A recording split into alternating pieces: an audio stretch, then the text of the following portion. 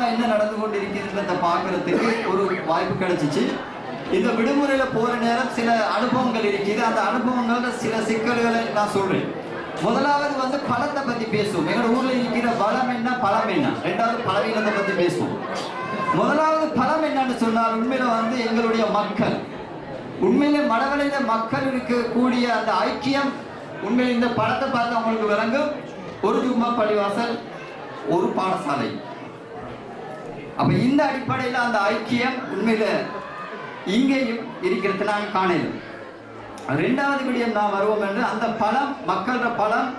ரெண்டாவது ஒரு பாடசாலை, ஒரு பள்ளிவாசல், ஒரு ஜும்மா பள்ளிவாசல். அதே நேரத்தில் பல சிவில் அமைப்புகள். உண்மையில எத்தனை சிவில் அமைப்புகள், ஆர்கனைசேஷன்கள் இருக்குதுன்னு எண்ண இயலாத அளவுக்கு மடவளையில மிகச்சிறந்த சிவில் அமைப்புகள் இருக்குது.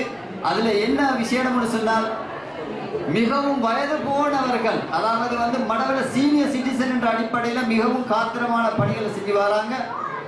அவங்களோட நாங்களும் சேர்ந்து செய்கிறோம். அதே மாதிரி யங்ஸ்டர்ஸ் ஓலவல் முடிச்சு ஏலவல் முடிச்சுட்டு வெளியே வர நேரமும் அவங்களுக்கும் ஒரு அமைப்புகளை உருவாக்கி சிவில் அமைப்புகள் இருக்குது. அப்ப இதெல்லாம் எங்களோட வளம். அடுத்தது வளவாளர்கள் என்று பார்க்கிற நேரம் சிந்தனையாளர்கள், கல்விமான்கள், செல்வந்தர்கள் எல்லாரும் இருக்கிறாங்க. இந்த கல்விமான்களையும் செல்வந்தர்களையும் நாங்கள் பயன்படுத்த வேண்டிய தேவை இருக்குது.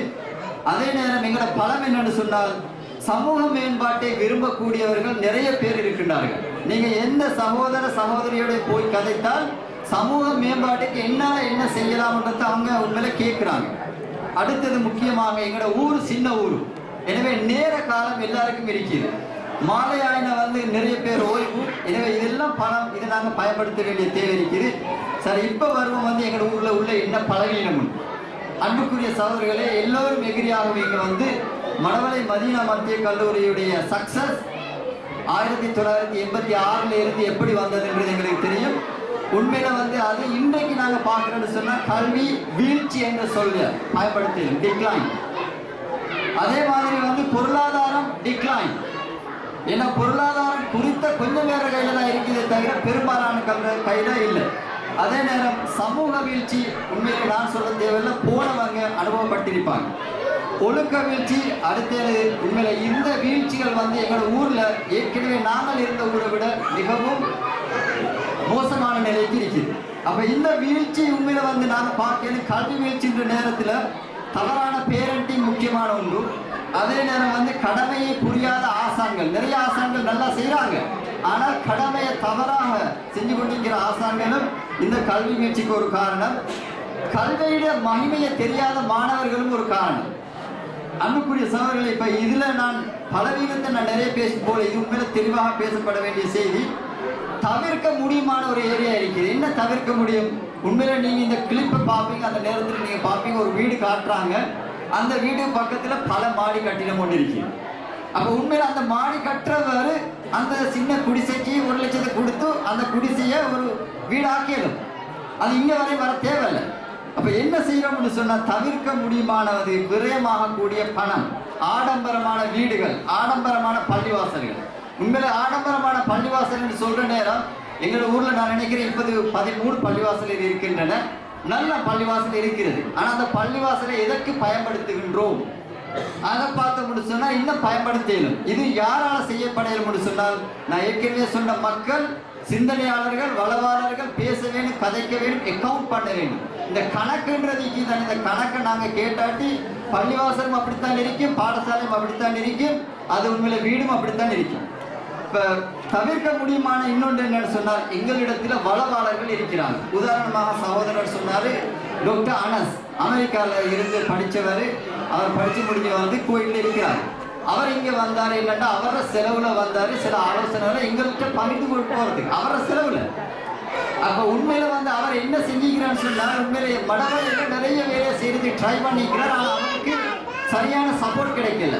அல்ஹம்துலில்லாஹ் அவர் நல்ல சிந்தனையோடு இருக்கிறார். பக்கத்துல உள்ள ஊர்ல போய் அவர பணத்தை கொடுத்து செலவழிச்சு கொண்டு வராரு.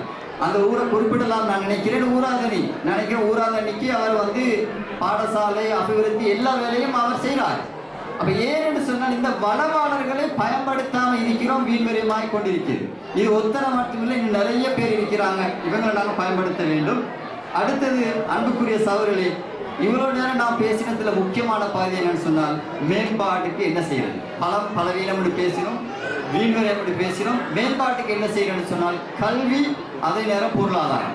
மடவள சொசைட்டியை நாங்கள் பார்த்தோம்னு சொன்னால் கல்விக்கு தான் உண்மையில அழுத்தம் கொடுத்து ஆக கூடுதலான பணத்தையும் நேரத்தையும் விரயம் செய்திருக்கிறோம். அதே நேரத்தில் நோயாளிகளை கவனிச்சிருக்கிறோம். இந்த நோயாளிகள் யாருன்னு சொன்னால் பொருளாதார ரீதியில் பலவீனமான ஆட்கள்.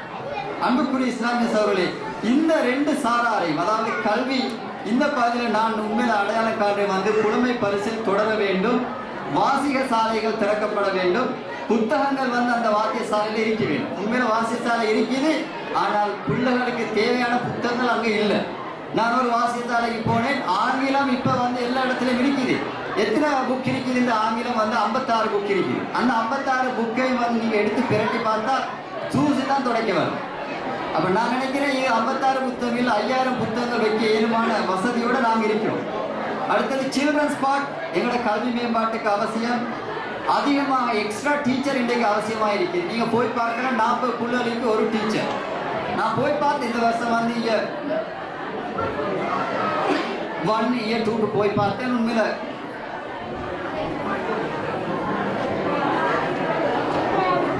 எக்ஸ்ட்ரா டீச்சர்கள் வந்து சப்ளை பண்ண மாட்டார் அரசாங்கம். உண்மையில 50 பிள்ளைகள் 56 பிள்ளைகள் இருக்கிற வகுப்பும் இருக்குது, ஒரே ஒரு டீச்சர். அப்போ உண்மையில வந்து அச்சீவ்மெண்ட் ப்ரொடக்டிவிட்டி போதா சொல்கிறோம் வந்து உண்மையில எங்களுக்கு செய்யணுமான ஒரு என்னென்னா எக்ஸ்ட்ரா டீச்சர் உண்டு. வாலண்டியராக நாங்கள் ஆரம்பித்து அவருக்கு ஒரு 1000 2000 வச்சாலும் அல்ஹம்துலில்லாஹ் A level படித்த மாணவிகள் இருக்கிறாங்க, அதே மாதிரி மாணவர்கள் இருக்கிறாங்க. இவங்களை நாங்கள் ட்ரெயின் பண்ணி இவங்களை அசிஸ்டன்ட் டீச்சராக வைக்கலாம். நாங்கள் ஒரு சின்ன ஒரு தொகை கொடுத்தோம். அதே நேரம் முக்கியமான ஒன்று என்னன்னு சொன்னால் இந்த கல்வி பொருளாதாரம் பார்க்குற நேரம் சிங்கள மொழி மிக முக்கியம்.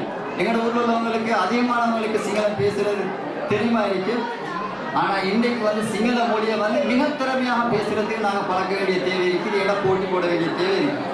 அடுத்த அன்புக்குரிய இஸ்லாமிய சகோதரி, எங்களோட ஒரு பக்கத்தில் இருக்கக்கூடிய காலேஜ் 2 பொருட்கள்லாம் ஓப்பன் யூனிவர்சிட்டி, ஆனால் அந்த பக்கம் எங்களோட ஆட்கள் அனுப்ப மாட்டோம்.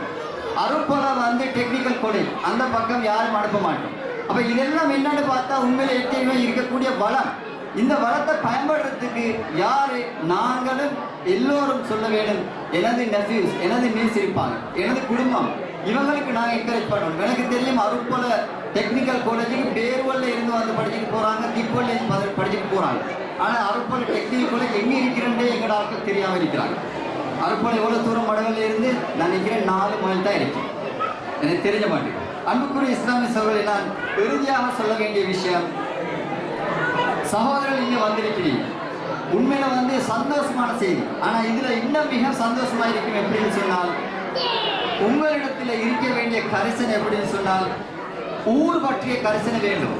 காசா பற்றி எறிகிற நேரம் எல்லாம் கதைப்போம், நலிமாஜியார் பற்றி பேசுகிற நேரம் மாஷா எல்லாம் நல்லா செஞ்சிருக்கிறான்னு கதைப்போம். அந்த மாதிரி கதைக்கிறது நல்லம். ஆனால் நலிமாஜியார் 10 கோடி கொடுத்தாருன்னு சொன்னால் நாங்கள் 10 பவுன் மாதம் கொடுக்கறதுக்கு நலிமாஜியாரை புகழ்கிற நேரத்திலேயே நாங்கள் இந்த 10 பவுனை கொடுக்கறதுக்கு ரெடியாக இருக்கோம். அப்போ இது ஊர் பற்றிய கரிசனை எங்களுக்கு ஆரம்பத்திலேருந்து கடைசி வரை வேணும்ன்றதை நான் நிச்சயமாக ஞாபகப்படுத்த வேண்டிய தேவை இருக்குது. அடுத்தது ஊர் பற்றிய கவலைன்னு வார நேரம் தனியாக ஒருத்தருக்கு கவலை இருக்கப்பட, அது கூட்டான கவலையாக இருக்கும். உண்மையில வந்து சொல்லுவேன், நான் ஊரில் வந்து அந்த அதுக்கு கொடுத்தீரேன், ஊரில் இதுக்கு கொடுத்தீரேன், எஸ். ஆனால் உண்மையில எல்லோரும் சேர்ந்து கூட்டு பணின்னு ஆரம்பிச்சிருக்கிற நேரம் அந்த கூட்டு பணிக்கு உங்களால் எவ்வளவு முடியும் 5 பவுன் 10 பவுன் இந்த கூட்டு பணியை நீங்கள் ஊக்குவிக்க வேண்டிய தேவை இருக்குது. எனவே வந்திருக்கிறவங்க வராதவங்க எல்லாரும் ஊர் பற்றிய கரிசனையோடு அந்த கூட்டு பணி பற்றிய கரிசனையும் தேவை. 3வது பாயிண்ட் என்னன்னு சொன்னால் எமது ஊருக்கு வந்து தொடரான பங்களிப்பு தேவை. இருந்து ஒரு பங்களிப்பு அல்ல, தொடரான பங்களிப்பு. ஏன் ஏலான்னு சொன்னால் நீங்கள் பாருங்க, உண்மையில வந்து எங்களுக்கு வந்து ஈஸ்டர் ஹாலிடே வரும், ஹாஃப் டேர்ம் வரும், சம்மர் ஹாலிடே வரும், கிறிஸ்மஸ் ஹாலிடே வரும். நாங்கள் தவறாம பார்த்துட்டு போவோம், பிள்ளைகளை அங்கே இங்கே எடுத்துட்டு போவோம், செலவழிப்போம். எவ்வளோ செலவழிப்போம்? ஒவ்வொருத்தர தகுதிக்கு ஏற்ற மாதிரி அது 1000 கணக்கிடு போகும். ஆனால் ஊருக்குள்ள வார நேரத்தில் ஒரு 10 பவுன் ஒரு மாதம் கொடுக்கறதுக்கு நாங்கள் ரெடி இல்லாட்டி உண்மையில இந்த உணர்வு வந்து வெறுமனே வந்து நாங்கள் வளர்த்தது யாராவது பேசுகிற நேரம் வளர்த்த அந்த உணர்வு மாத்திரமே தவிர அறிவுபூர்வமான உணர்வு அல்ல. அன்புக்குரிய சகோதரி, 4வது பாயிண்ட் என்னன்னு சொன்னால் சமூகத்தை பலப்படுத்துகின்ற பணி எங்களிடம் இருக்க வேண்டும். சமூகத்தை பலப்படுத்துறேன்னு சொன்னால் பள்ளிவாசல் உண்மையில பலப்படுத்தப்பட வேண்டும், பாடசாலை பலப்படுத்தப்பட வேண்டும், வாசிகசாலை பலப்படுத்தப்பட வேண்டும், ஏற்கனவே இருக்கக்கூடிய அந்த நிறுவனங்கள் பலப்படுத்தப்பட வேண்டும். அன்புக்குரிய இஸ்லாமிய சகோதரர்களே, கடைசியாக உமர் ரலியல்லாஹு அன்ஹு அவர்கள் சொன்ன ஒரு விஷயம் இந்த இடத்துல ஞாபகப்படுத்துகிறேன். இந்த விஷயம் எனக்கு பாடம், உங்களுக்கு பாடம். உமர் ரலியல்லாஹு அன்ஹு அவர்கள் மதீனால ஒரு வீட்டில் உட்கார்ந்து இருக்கிறாங்க. யாரோட சஹாபாக்கள் உட்கார்ந்து தீக்கிற நேரம் கேட்கிறாங்க உமர் ரலியல்லாஹு அன்ஹு, சஹாபாக்களை நீங்க விஷ் பண்ணுங்க, என்ன வேணும் உண்டு. அப்ப சஹாபி ஒருவர் என்ன சொல்றாரு வந்து, நான் விஷ் பண்றேன் வந்து இந்த ஊடு முழுக்க தங்கமா இருக்கணும். நல்லா நினைச்சு பாருங்க, தங்கம் உண்மையில அந்த காலத்துல மதீனால வந்து தங்கம் மிக குறைவு. அப்ப அவனுக்கு தெரியும் தங்கத்துல பெருமதி. இந்த ஊடு முழுக்க தங்கமா இருக்கணும்னு விரும்புறேன். அந்த தங்கத்தை அல்லாஹ் தஆலாவுடைய பாதையில ஜிஹாதுக்கு செலவழிக்கிறதுக்கு விரும்புறேன். உமர் ரலியல்லாஹு அன்ஹு அவர்கள் கேட்டுக்கொண்டாங்க. வேற யாருமாவது விஷ் பண்ணுங்கன்னு சொல்றாங்க. இன்னும் ரெண்டாவது சஹாபி விஷ் பண்றார். ஆமாம், இவர் இதே வார்த்தை பயன்படுத்துறாரு. நான் விஷ் பண்ண இந்த ஊடு முழுக்க வந்து ஜுவலாகவும் பேர்ட்ஸ் ஆகவும், அதாவது பணம் குவிஞ்சிருக்கிறத விரும்புறேன். அன்புக்குரிய சகோதரர்களே, மூணாவது கேட்கிற இன்னும் விஷயம் தான் சொல்லுங்க. என்ன சொல்றாங்க சஹாபாக்கள்? யா உமர், எங்களுக்கு தெரியாது விஷ் பண்றது, நீங்க விஷ் பண்ணுங்க. உண்மையில உமர் ரலியல்லாஹு இந்த இடத்துக்கு தான் வராது. யா உமர், எங்களுக்கு தெரியாது எதை விஷ் பண்ணணும்னு நீங்க சொல்லுங்க, எதை விஷ் பண்ணணும். அன்புக்குரிய சகோதரரை கிளியரா கேளுங்க. ஏன்னா இது உண்மையில வந்து நாங்கள் இந்த இடத்துல இருந்து போற நேரத்தில் ஒரு படிப்பினையா இருக்கும். அவர் விஷ் பண்ண சொல்றாரு. என்ன சொல்றாருன்னு சொன்னால், இந்த ஊடு முழுக்க 3 சஹாபிகள் பேரை சொல்லி சொல்றாரு. இந்த 3 சஹாபிகள் மாதிரி மனிதர்கள், men, எனக்கு தேவை ஆண்கள் வேணும். இந்த ஊடு முழுக்க 3 சஹாபிகளோட பேரை சொல்லி ஆண்கள் வேணும். இந்த 3 சஹாபிகளும் யார்? உபைதா பின் ஜர்ராஹ், முஆத் பின் ஜபல், அதே மாதிரி சாலிம் மௌலா அபு ஹுதைஃபா, ஒரு அடிமை. இந்த 3 பேரை பேரை சொல்லி சாலிம், அதே போன்று உபைதா பின் ஜர்ராஹ், முஆத் பின் ஜபல், இந்த 3 பேரை மாதிரி ஆண்கள் எனக்கு தேவை. இந்த ரூம் முழுக்க என்ன உண்மையில வந்து இஸ்லாத்துடைய செய்தியை உலகம் முழுக்க ஸ்ப்ரெட் பண்றது இந்த மாதிரியான ஆட்கள் இந்த ரூம் முழுக்க இருந்தா போதும்.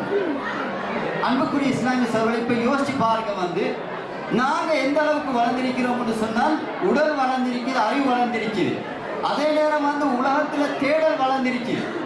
ஆனால் இந்த மெசேஜை எத்தி வைக்கணும், இஸ்லாம் என்ற இனிய மார்க்கத்துல மெசேஜ் எத்தி வைக்கணும், அல்லது சமூகத்துல தேவையோடு இருக்கிறவங்களோட கவலைகளையும் துக்கங்களையும் நிறைவேற்றணும் என்று அந்த மனிதர்கள் எங்களிடத்தில் நிறைய இருக்க வேண்டும்.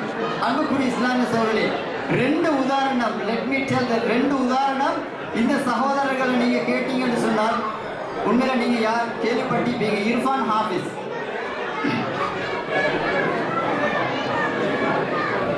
இர்ஃபான் ஹாஃபிஸ் இந்த 33 years old boy. அவரை 12 வயசுல இருந்து 21 வருடங்கள் வந்து வீட்டுக்குள்ள தான் இருக்கிறாரு, கட்டில் on his tummy. அவருக்கு இருக்கக்கூடிய டிசார்டர் உண்டு, இந்த தசையில டிசார்டர். அவர் வீட்டுக்குள்ள இருந்த படிக்க போகல. ஆனா என்ன செஞ்சாரு? வீட்டுல ஆங்கிலத்தை படிச்சாரு. இன்டர்நெட் வந்துச்சு, இன்டர்நெட் மூலமா எல்லாத்தையும் படிச்சாரு, இஸ்லாத்தை நல்லா படிச்சாரு. அவருக்கு அசைக்கேன் மேல ஒரே ஒரு விரல், இந்த ஃபிங்கர்ஸ் மட்டும்தான் அசைக்கேன். அப்ப சமூகத்துக்கு என்ன செய்யணும்னு அவர் யோசிக்கிறார்.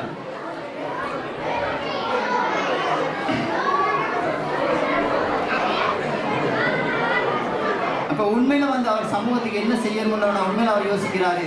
உண்மையில நான் 2 நூல் எழுதணும். ஆங்கிலம் படிக்கிறதுக்கு வெளியேறி போனதே இல்லை. அவர் செல்ஃப் ஸ்டடிஸ். முதலாவது ஒரு கவிதை புத்தகம் எழுதுறாரு வந்து சைலன்ஸ் ஸ்ட்ரகிள். அந்த புத்தகம் வந்து மிகவும் ஃபேமஸான புத்தகம். அதை வாசிச்சா கண்ணீர் தான் வரும்.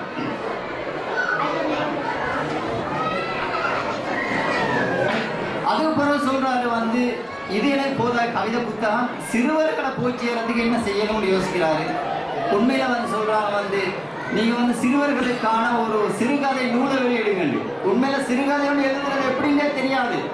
2 இயர்ஸுக்கு முந்தைய ஆளுக்கு கூகுள்ல போய் சர்ச் பண்றாரு, எப்படி சிறுகதை எழுதுறேன்னு படிக்கிறாரு. படிச்சு சிறுகதை எழுதுறாரு, திருத்துறாரு. இந்த ஆகஸ்ட் 11ஆம் தேதி அவர், நான் நினைக்கிறேன் சரியா ஒரு மாசம், ஆகஸ்ட் 11ஆம் தேதி 2வது புத்தகம் வெளியிடுது. அப்போ இன்னும் இந்த புத்தகம் வெளியிடுறதுல என்ன செய்யுதுன்னு சொன்னால் அதுக்கு அசைக்கலும் ஒரே ஒரு ஃபிங்கர். அந்த ஃபிங்கர் வந்து மவுஸை கிளிக் பண்ணினோட வந்து வரும் வந்து கீபேட், அதில் மவுஸை மூவ் பண்ணி ஏ அடிக்கணும் பி அடிக்கணும். இப்படி தான் அவர் டைப் பண்ணி பெரிய ஒரு புத்தகத்தை எழுதிக்கிறார். நான் சொல்ல வரேன் என்னன்னு சொன்னால் அல்லாஹ் தஆலா எங்களுக்கு தந்திர அருள்களுக்கு, எங்களுக்கு தந்திர நியமத்துகளுக்கு சமூகத்துக்கு நாங்கள் என்ன செஞ்சோம்னு பார்த்தோம்னா அல்ஹம்துலில்லாஹ் நிறைய பேர் செஞ்சு கொண்டு இருக்கிறோம். இவங்களோட எங்களுக்கு வைக்க இயலாது.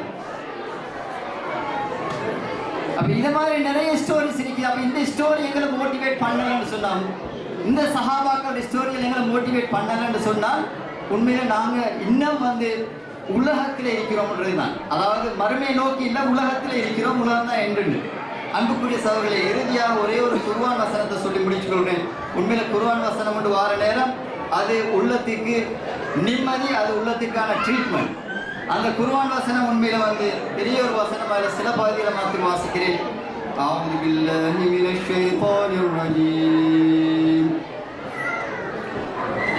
وآت ذا القربى حقه والمسكين وابن السبيل ولا تبذر تبذيرا. இந்த குர்ஆன் வசனம் என்ன சொல்லுன்னு சொன்னால், வஆதி தல் குர்பா ஹக்கஹு, உங்களுடைய உறவினர்களுக்கு அவர்களுடைய உரிமையை, ஹக்கை நீங்கள் கொடுங்க. உண்மையில மடவல்ல இருக்கக்கூடியது எல்லாருமே எங்களுடைய உறவினர்கள் தான். இவர் என்ன குடும்பம் இல்லைன்றது இல்லை. இப்போ அல்ஹம்துலில்லாஹ் மடவல்ல இருக்கக்கூடிய சிங்களவர்களுக்கு கூட இந்த அமைப்பால் நாங்கள் உதவி செய்திருக்கிறோம். இந்த சிங்கள பிரச்சனை வாரத்துக்கு எத்தனை வருஷத்துக்கு முடியும் இல்லைங்களா? உங்களை யாருமே யோசிக்கல, வந்த நேரத்தில் நாங்கள் செஞ்சிருக்கிறோம். அப்போ எங்களோட ஊரில் உள்ளவங்களுக்கு ஏன் கொடுக்கணும்னு பார்க்குற நேரம் அல்லாட ஓட வாத்தி தல் குர்பா ஹக்கஹு, அவங்களோட உரிமையை நீங்கள் கொடுங்க. இப்போ உண்மையில் எங்களோட உரிமையை பார்க்குற நேரம் நாங்கள் உண்மையில் அல்லாஹ் தஆலா எங்கள்கிட்ட தந்திரத்தை நாங்கள் கொடுக்க வேண்டியது இருக்குது. ஒல் மிஸ்கி, அதே நேரம் இல்லாதவர்கள். இப்போ உண்மையில் வந்து நீங்கள் பார்ப்பீங்க வந்து வீடு கட்டுறது அமைப்பு வருது, அதை பேசுவோம் இன்ஷா அல்லாஹ். அதில் வார நேரத்தில் ஃபகீர் என்ற சொல்ல விளங்கப்படுத்துற நேரம் என்ன சொல்லுவாங்கன்னு சொன்னால், ஃபகீர் யாருன்னு அவருக்கு ஊடு இருக்குது, தங்குறதுக்கு ஊடு இருக்குது. ஆனால் டே டு டே லைஃப் அவர் மிச்சமே கஷ்டத்தில் இருக்குது. அவள் ஊடு இருக்குது, டொய்லெட் இல்லை, ஊடு இருக்குது, கூரை இல்லை, ஊடு இருக்குது, வந்து தளபாடங்கள் இல்லைன்னு சொன்னால் நிச்சயமாக அவங்க யாரால் கவனிக்கப்பட வேண்டும்? எங்களால். எனவே அன்புக்குரிய சகோதரர்களே, குர்ஆன் வசனங்கள் எங்களுக்கு தாராளமாக இருக்கின்றது. அல்ஹம்துலில்லாஹ். யாரையும் நாம் உண்மையில வந்து பிளேம் பண்ணணும் இல்லை. எனக்கு ஒரு உற்சாகம், அடுத்து உங்களுக்கு ஒரு உற்சாகம் வேணும். மறுமையில் இது எல்லாத்துக்குமான ஒரு பெரிய ஒரு கூலி வேணும் என்று சொன்னால், நான் எங்கள்கிட்ட இருக்கிறது மறுமையில் இருக்கணும் என்று சொன்னால் நிச்சயமாக தான தர்மங்கள் மூலமாகத்தான் அதை நாங்கள் காப்பாற்றிக் கொள்ளலாம். இவ்வளவு நேரம் எனக்கு டைம் தந்ததுக்கு ஜஸாக்குமுல்லாஹு கைரன். அகூலு கௌலி ஹாதா அஸ்தக்ஃபிருல்லாஹ லி வ லக்கும் வலிஸ்ஸாஇல் முஸ்லிமீன் வ ஆஃபிரு தஅவானா அல்ஹம்துலில்லாஹி ரப்பில் ஆலமீன். அஸ்ஸலாமு அலைக்கும் வ ரஹ்மத்துல்லாஹி வ பரகாத்துஹு.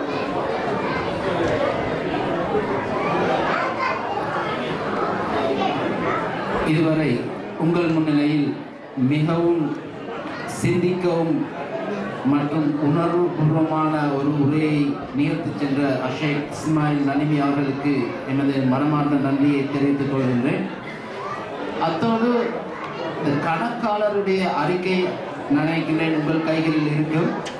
அது எனது நிகழ்ச்சிகளில் அடுத்ததாக இருக்கின்றது. அதை ஒருவர் பிரேரித்து ஆமோதிக்க இருப்பதால் தயவுசெய்து அதை மிகவும் அதை சற்று பார்த்து கொண்டு அதனுடைய கேள்விகள் இருந்தால் நீங்கள் தயாராகிக் கொள்ளலாம். அதற்கு முன்னதாக நான் அழைக்கின்றேன் செயலாளர் அறிக்கையை உங்கள் முன்னிலையில் நிகழ்த்துவதற்காக அஸ்ரீ ஷிஃபர் அவர்கள்.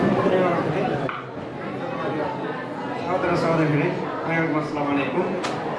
யுகே படுகொலை வெல்ஃபேர் சொசைட்டியில் 2013-14 ஆண்டுக்கான 70 கூட்டங்களை சமர்ப்பிப்பதில் பெற்றிருக்கிறேன். கடந்த வருடம் 2012-13 ஆண்டு ஜெனரல் மீட்டிங் இதே மண்டபத்தில் 19 அக்டோபர் 2013 ஆண்டு நடைபெற்றது. அடுத்த வருடம் 2 வருடங்களுக்கான புதிய நிர்வாக குழுவிற்கு 7 பேர் தெரிவு செய்யப்பட்டனர்.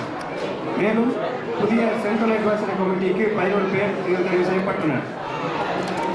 இதனைத் தொடர்ந்து எமது கமிட்டியின் முதலாவது கூட்டம் 11 டிசம்பர் 2013 அன்று சாவை நடைபெற்றது.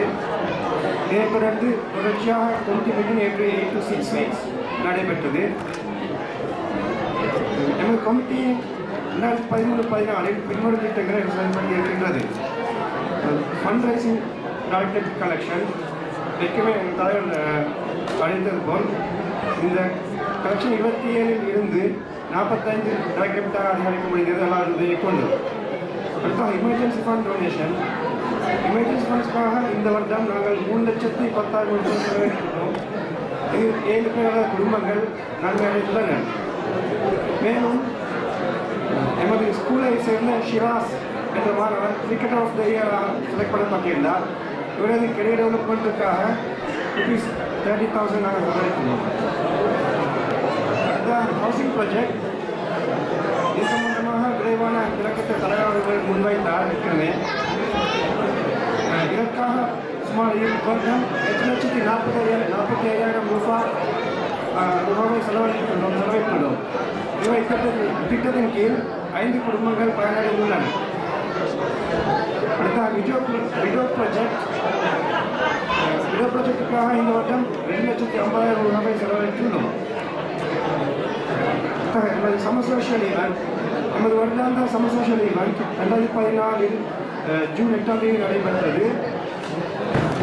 இது நெட் சர்ப்ளஸாக 1,225 பவுண்ட் 81 பென்ஸ் கலெக்ட் பண்ணப்பட்டது. இதுவே எமது வரலாற்றாக கூடிய தொகை கலெக்ட் பண்ணப்பட்டது. மேலும் எமது திட்டங்களை வெற்றிகரமாக முன்னெடுத்துச் செல்ல உங்களது நிதியுதவிகள் மிகவும் அவசியமாக உள்ளது. உங்களுக்கு டாக்டர் டெபிட் கலெக்ஷனுக்காக இப்போது வருவார்கள். உங்களால் முடியுமான உதவிகளை கொடுத்து உதவுமாறு கேட்டுக்கொண்டு விடைபெறுகிறேன். உங்கள் முன்னிலையில் செயலாளர் அறிக்கையை சமர்ப்பித்தவர் எமது மன்றத்தின் செயலாளர் அஸ்ரீ ஷிஃபர் அவர்கள். சபையிலிருந்து ஒருவர் அதை பிரேரித்து ஆமோதிக்குமாறு மிகவும் தாழ்மையாக வேண்டிக்கொள்கிறேன்.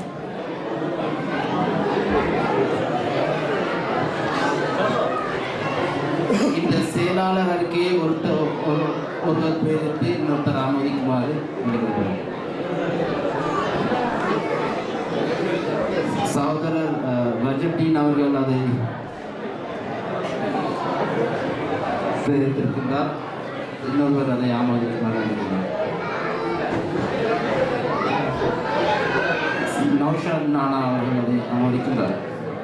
அடுத்ததாக உங்கள் கைகளில் இருக்கும் இந்த கணக்காளர் அறிக்கை. இந்த கணக்காளர் அறிக்கையை உங்களுக்கு தயார் செய்து வழங்கியவர் இந்த நலன்புரி சங்கத்தின் பொருளாளர் சகோதரர் ஃபர்சான் ஜமீல்தார் அவர்கள். அதை ஒடிட் பண்ணியது சகோதரர் ஷாமில் கைத்தீன் அவர்கள். இதையும் ஒருத்தர் பிரேரித்து இன்னொருத்தர் ஆமோதிக்க வேண்டும். அதற்கு முன்னதாக உங்களிடமிருந்து ஏதாவது கேள்விகள் இருந்தால் அதை கேட்கலாம்.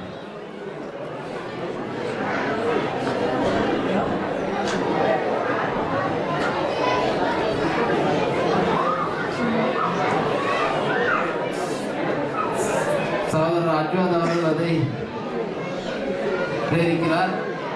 ஐஸ்வர்யாக ஆமோதிக்கிறார். அதற்கு முன்னதாக ஏதாவது கேள்விகள் இருக்கின்றதா? கேள்விகள் இல்லை என்று கேள்விகள் இல்லை என்று எடுத்துக்கொண்டு இது சகோதரர் அஜ்வாத் அவர்கள் பிரேரிக்க சகோதரி இஸ்ரீ அவர்கள் அதை ஆமோதிக்கின்றார்கள்.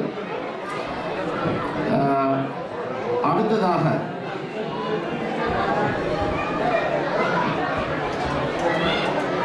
நாகூர் அனிஃபாவை மன்னிக்க வேண்டும். சகோதரர் ரிஸ்வான் அபுபக்கரை அழைக்கின்றேன் உங்களுக்காக ஒரு இஸ்லாமிய கீதத்தை வழங்குவதற்காக. அதிகாலை நேரம் சுபஹுக்கு பின்னே, அதிகாலை நேரம் சுபஹுக்கு பின்னே அண்ணல் நபி வரும் போது இன்னல் செய்தால் ஒரு மாது, இன்னல் செய்தால் ஒரு மாது. அதிகாலை நேரம் சுபஹுக்கு பின்னே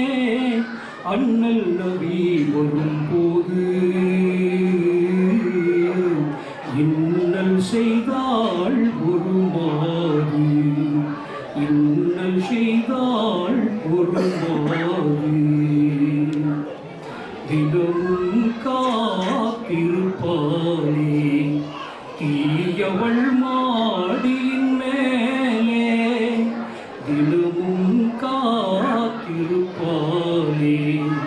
தீயவள் மாடியின் மேலே, குணநபிநாதர் வருகின்ற போது குப்பையை கொட்டிடுவாளே, கோமான் ரசூல் தலை மேலே, என்ன கொடுமை என்ன கொடுமை ஏந்தல் நபி சகித்தாரே, சாந்த நபி சகித்தாரே. அதிகாலை நேரம் சுபுகுக்கு பின்னே அண்ணல் நபி வரும்போது, இன்னல் செய்தாள் ஒரு மாது, இன்னல் செய்தாள் ஒரு மாது, கோபமே கொண்டாரா கடும் மொழி சொன்னாரா, அமைதியாக குப்பையை நீக்கி, அமைதியாக குப்பையை நீக்கி அருமை நபி நடந்தாரே, அயர்வில்லாமல் நடந்தாரே, எல்லை இல்லா பொறுமை கடலாம், எல்லை இல்லா பொறுமை கடலாம், ஏகன் தூதர் ரசூலே, இறுதி நபி ரசூலே, இறுதி நபி ரசூலே. அதிகாலை நேரம் சுபுகுக்கு பின்னே, அதிகாலை நேரம் சுபுகுக்கு பின்னே அண்ணல் நபி வரும் போது,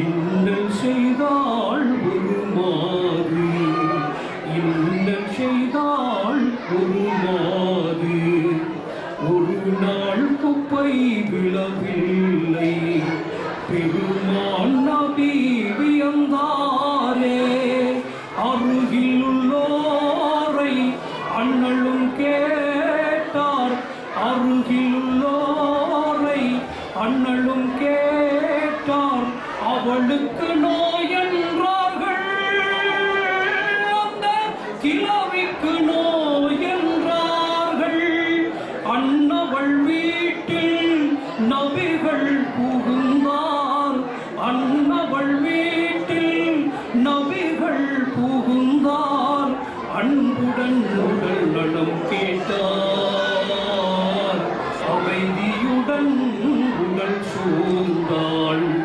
அன்னலயம் பெருமானே அழியா பிழைகள் செய்தேனே, அன்னலயம் பெருமானே அறியா பிழைகள் செய்தேனே, இன்னல் தந்தேனே நன்மையை செய்தீர், இசுலாத்தினை நான் ஏற்றேன் என இருகரம் பிடித்தழுதாலே, இதயம் கனிந்து துவா செய்தார்கள், இதயம் கனிந்து துவா செய்தார்கள், ஏகன் தூதர் ரசூலே,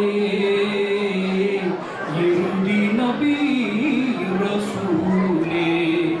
அதிகாலை நேரம் சுபகுக்கு பின்னே அண்ணல் நபி வரும்போது, இன்னல் செய்தாள் ஒரு மாது, இன்னல் செய்தாள் ஒரு மாது, இன்னல் செய்தாள் ஒரு மாது.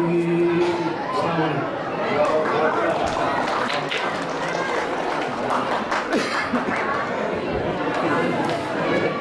ஜஸாக்கல்லா ஹைரன் சகோதரர் ரிஸ்வான் அபூபக்கர் அவர்களே, போல்டரிலிருந்து 4 மணித்தியாலங்கள் டிரைவ் பண்ணி இங்கு வந்து எனக்கு ஒரு அழகிய இஸ்லாமிய இதை தந்ததற்கு.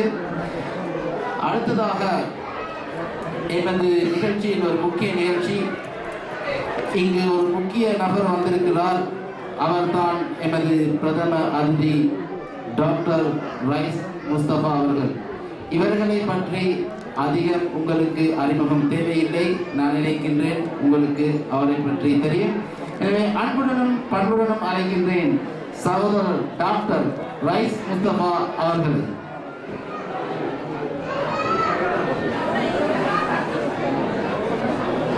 Bismillahirrahmanirrahim. Alhamdulillah. Assalatu wassalam Sayyid al-Murshidin Imam al-Muttaqin Qaid al-Mujahidin Muhammad sallallahu alaihi wasallam wa ala alihi wa sahbihi ajma'in. Amma ba'd. அன்புக்குரிய இந்த சபையின் தலைவர், நடுவலை பஜார் வெல்ஃபேர் சொசைட்டி தலைவர் அவர்களே, மற்றும் இங்கே வந்திருக்கின்ற சகோதரர்களே சகோதரிகளே, உங்கள் அனைவருக்கும் முதலில் சலாத்தை தெரிவித்துக் கொள்கிறேன். அஸ்ஸலாமு அலைக்கும் வரஹ்மத்துல்லாஹி வபரகாத்துஹு. உண்மையிலே இந்த இடத்திலே எனக்கு 20 நிமிடம் பேச சொன்னார்கள். அந்த 20 நிமிடங்களுக்குள் ஒரு மிக முக்கியமான ஒரு கருத்தை சொல்லலாம் என்று நினைக்கின்றேன் இன்ஷா அல்லாஹ். அதாவது இந்த மணவலை பஜார் வெல்ஃபேர் சொசைட்டி அவர்களுடைய செய்கின்ற இந்த வேலை திட்டங்களில் மிக முக்கியமான வேலை திட்டம் மடவளையில் இருக்கின்ற மாணவர்களுக்கான அறிவூட்டல், கல்விக்கான வழிகாட்டல். உண்மையிலே இந்த கல்விக்கான வழிகாட்டல் நான் நினைக்கின்றேன் குர்ஆனின் பார்வையிலும் இஸ்லாத்தின் பார்வையிலும் இன்றைய சமூகத்தின் இந்த நிலைமையிலும் அதுதான் செய்யப்பட வேண்டிய முதலாவது வேலை திட்டம். வீடு கட்டுவது மற்ற விடயங்கள் எல்லாம் தேவைதான், இருந்தாலும் அது லிஸ்டிலே இருக்க வேண்டிய விடயங்கள். ஆனால் அந்த லிஸ்டில் முதலாவது இருக்க வேண்டிய விடயம் இந்த அறிவுக்கான வழிகாட்டல், கல்விக்கான வழிகாட்டல். அது நான் எனது சொந்த கருத்தில் நான் சொல்லவில்லை, ஒரு குர்ஆனி கருத்தில் நான் சொல்கின்றேன். எங்களுக்கு தெரியும் ரசூலுல்லாஹ் ஸல்லல்லாஹு அலைஹி வஸல்லம் அவர்களுடைய காலத்திலே அந்த மக்காவிலே குர்ஆன் இறங்குகின்ற பொழுது அந்த சமூகத்திலே பலவிதமான பிரச்சனைகள் இருந்தது. நாங்கள் அதை ஜாஹிலிய சமூகம் என்று கூறுகின்றோம். அறிவில்லாத சமூகம், ஜாஹிலிய சமூகம், ஒரு பிரச்சனையான நிறையவே இஸ்லாத்துக்கு எதிரான பண்புகள் கலாச்சாரங்கள் இருந்த சமூகம். அந்த சமூகத்திலே அந்த சமூகத்தை புடம் போட்டு எடுப்பதற்காக வந்த அந்த குர்ஆன் அங்கு ஒரு வீடமைப்பு திட்டத்தை கொண்டு வரவில்லை, அல்லது அங்கு ஒரு பாதை அமைப்பு திட்டம், இப்படி எந்த திட்டத்தையும் அங்கு கொண்டு வரவில்லை. அங்கு கொண்டு வந்த முதலாவது வேலை திட்டம் குர்ஆனிலே இன்று நாங்கள் எத்தனையோ முக்கியமான அம்சங்கள் இஸ்லாத்தில் இருக்கின்றன. ஆனால் அதே போல ஜாஹிலிய சமூகத்தை பிரட்டி எடுத்து புடம் போட்டு எடுப்பதற்காக குர்ஆன் பாவித்த முதலாவது நம்பர் 1 priority knowledge. اقرأ باسم ربك الذي خلق خلق الإنسان من علق اقرأ وربك الأكرم الذي علم بالقلم علم الإنسان ما لم يعلم. முதலாவது வந்த குர்ஆனிய வசனம் படிங்க, read and understand. اقرأ باسم ربك الذي خلق. உங்களை படைச்ச இந்த ரப்பு, உங்களோட மாஸ்டர், அந்த உங்களோட மாஸ்டர் ரப், அவனோட படைச்ச அந்த ரப்போட பேரால நீங்க படிங்க, ஓதுங்க. அதாவது ஓதுவீராக நாங்கள் தமிழ்ல மொழிபெயர்க்கிறோம், சும்மா சாதாரண ஓதுவீராக அல்ல அது. அதாவது யூ ரீட் அண்ட் அண்டர்ஸ்டாண்ட். இக்ரா பிஸ்மி ரப்பிக அல்லதி ஹலக். உங்களை படைச்ச மாஸ்டர் அவன் சொல்றான், நீங்க படிங்க. இக்ரா பிஸ்மி ரப்பிக அல்லதி ஹலக் ஹலக்கல் இன்சான மின் அலக். மனுஷனை அலக் என்ற அந்த ஒட்டி கொண்டிருக்கிற ஒரு வகையான ஒரு அந்த அமைப்பின் மூலமாக அல்லாஹ் படைச்சான் என்று சொல்லி ஒரு பெரிய ஒரு சயின்டிபிக் கருத்தை அங்கே சொல்றான். அதுல பெரிய ஒரு சயின்ஸ் இருக்குது. அதை சொல்ல போனாங்க நேரம் போதாமைக்கும், ஆனா அது உண்மையிலே பெரிய ஒரு சயின்ஸோட அது சம்பந்தப்பட்டது.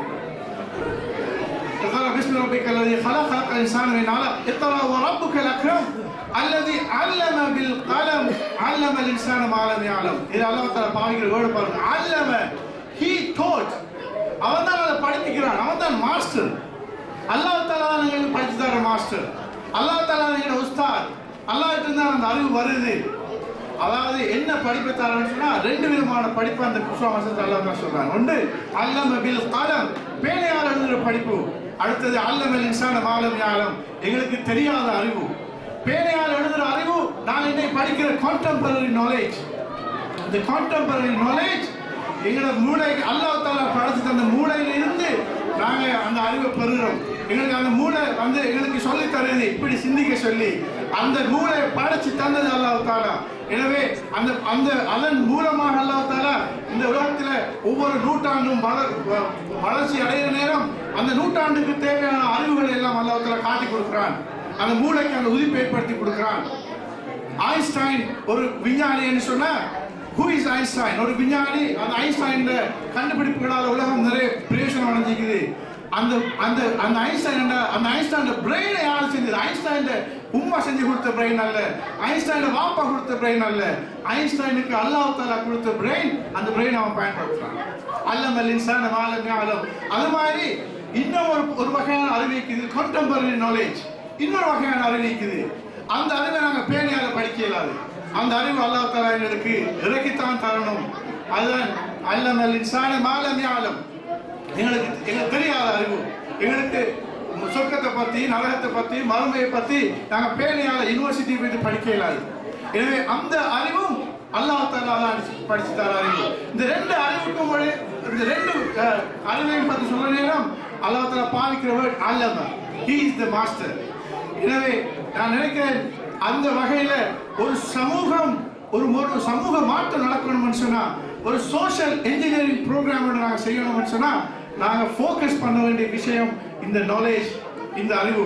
அது மட்டுமல்ல, முத்தஃபக்குன் அலைஹி, அதாவது சஹீஹ் புகாரி சஹீஹ் முஸ்லிம் ரெண்டுலையும் பார ஒரு ஹதீஸ் இருக்குது. பலருக்கும் தெரிஞ்ச ஹதீஸ். தலபுல் இல்ம் ஃபரீலத்துன் அலா குல்லி முஸ்லிம். ரசூல் ஸல்லல்லாஹு அலைஹி வஸல்லம் சொல்றாங்க, அறிவை தேடுறது, தலபுல் இல்ம் அறிவை தேடுறது ஒவ்வொரு முஸ்லிமுக்கும் ஃபர்லான ஒரு கடமை. எனவே நாங்கள் படிச்சு முடிச்சுட்டோம், ஓலவர் முடிஞ்சு, ஏலவர் முடிஞ்சு, யூனிவர்சிட்டியில் பிஎஸ்சி எடுத்தோம்னு சொன்னா அதோட அது முடிகிறல்ல. இது நாங்கள் தலபுல் இல்ம், அதாவது தொடர்ந்து கான்ஸ்டன்ட் நாங்கள் எங்களோட கடைசி மூச்சு வரைக்கும் நாங்கள் அறிவை தேடுறது எங்களோட கடமை.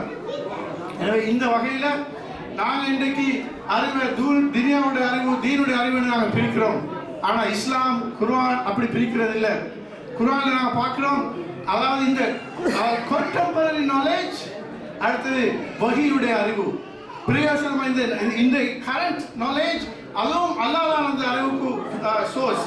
அதுபோல வஹீ அதுவும் அல்லாஹ் தான் சோர்ஸ். எனவே இந்த கான்டெம்பரரி நாலேஜ் துனியாவுடைய அறிவு, வஹீயுடைய அறிவு, தீனுடைய அறிவு. தீனுடைய அறிவு அல்லாஹ்வை எங்களுக்கு நெருக்கமாக்கும். துனியாவுடைய அறிவால அல்லாஹ்வை நெருங்க இல்லாதா அது ஒரு பிழையான ஒரு கருத்து, பிழையான ஒரு பெர்செப்ஷன்.